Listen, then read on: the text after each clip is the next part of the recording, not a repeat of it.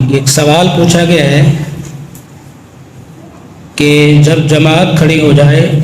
تو سنتیں ادا کرنے سے کیا سنتیں ادا ہو جائیں گی؟ اور دوسرا سوال ہے کہ نماز کے دوران حرکت کرنا درست فعل ہے کیا؟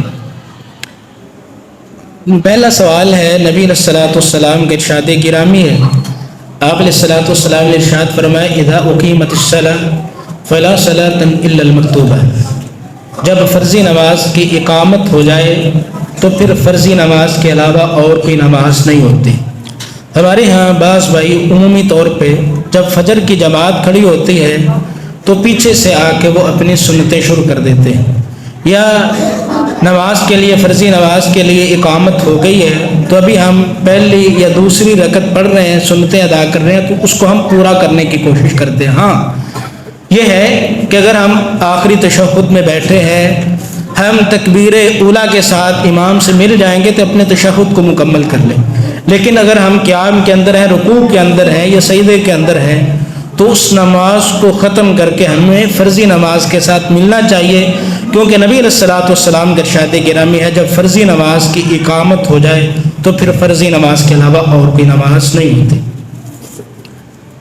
یہ جو دوسرا سوال ہے، نماز کے دوران حرکت کرنا کیا یہ درست فعل ہے؟ حرکت جو ہے وہ کئی طرح کی ہوتی ہے، بعض حرکات وہ ضروری حرکات ہوتی ہے، جس طرح صحابہ کرام رضوان اللہ علیہ مجمعین فرماتے ہیں کہ ہم جب نماز پڑھتے سخت گرمی ہوتی، اور آپ کو پتہ ہے کہ وہ علاقہ بھی مکہ اور مدینہ کا بڑا گرم ہے، تو زمین جو ہے وہ تپ رہی ہوتی، تو جب ہم سجدہ کرتے تو ہم کپڑے کو سجدے والی جگہ پہ رکھ لیا کرتے تھے دوران نماز۔ تو اگر ایسی کوئی حرکت ہے جس کی ضرورت ہے تو وہ کی جا سکتی ہے، لیکن بلا وجہ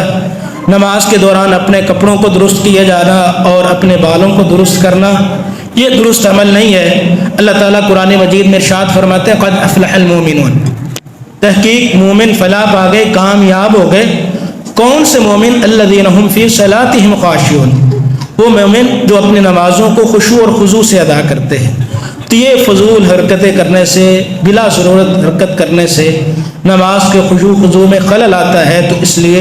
بغیر ضرورت جو ہے وہ کوئی حرکت نہیں کرنی چاہیے۔ ہاں یہ ہے کہ اگر صف ٹوٹ گئی ہے تو اس کو ملانے کے لیے نماز کے دوران حرکت کی جا سکتی ہے، جس طرح امام ہے اس کا وضو ٹوٹ گیا ہے تو جو پیچھے اس کی جگہ آدمی کھڑا ہے اس کو حرکت کر کے امام کی جگہ پہ آنا چاہیے۔ نبی علیہ الصلوۃ والسلام کے ارشاد گرامی ہے لیلی منکم اولو الاحلام والنہی، میرے قریب وہ لوگ کھڑے ہوں جو عقل والے ہیں، علم والے ہیں، تاکہ امام کا اور امام کے پیچھے انہی لوگوں کو کھڑا ہونا چاہیے کہ اگر امام کا وضو خراب ہو جائے تو وہ پیچھے کھڑے ہونے والا آدمی نماز کو مکمل کروا سکے۔ تو اس لیے ایسی کوئی حرکت ہے تو ایسی حرکت کی جا سکتی ہے، لیکن بغیر ضرورت کے نماز کے دوران حرکت کرنا یہ جائز اور درست نہیں ہے۔